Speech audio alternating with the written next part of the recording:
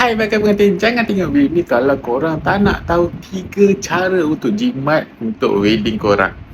Tips yang ketiga ni paling ramai bakal pengantin tak tahu. Bila korang dapat jimat untuk wedding korang tu kan, korang bolehlah guna duit yang lebihan tadi tu untuk benda-benda yang dah selepas kahwin nanti. Okay. Yang pertama, untuk korang jimat wedding korang, korang boleh cut korang punya side dish ataupun side makanan. Contohnya korang punya apa balik, korang punya laksa tu ke, atau korang punya kambing golek tu kan. Daripada 3 menu tu, mungkin korang boleh reduce ke 1 menu saja.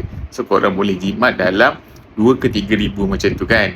Yang kedua, jangan korang order kek yang grand-grand, yang mahal-mahal macam tu tau. Sebabnya kebanyakannya kek tu untuk hiasan ataupun cukup untuk sekadar ada gambar sahaja. Kebanyakannya kek tu takkan habis pun. So korang beli ya kek biasa-biasa, janji ada momen-momen untuk korang bergambar dengan kek tu nanti. Yang ketiga ni yang paling ramai bakal pengantin tak tahu apa dia, dulang kahwin ataupun dulang hantaran. Kalau korang nak jimat untuk wedding korang, instead korang beli dulang hantaran tu yang mahal tu kan, lebih baik korang boleh buat je hidden box ataupun hidden hantaran. Benda tu pun boleh dah jimat dalam 2 ke 3 ribu macam tu tau.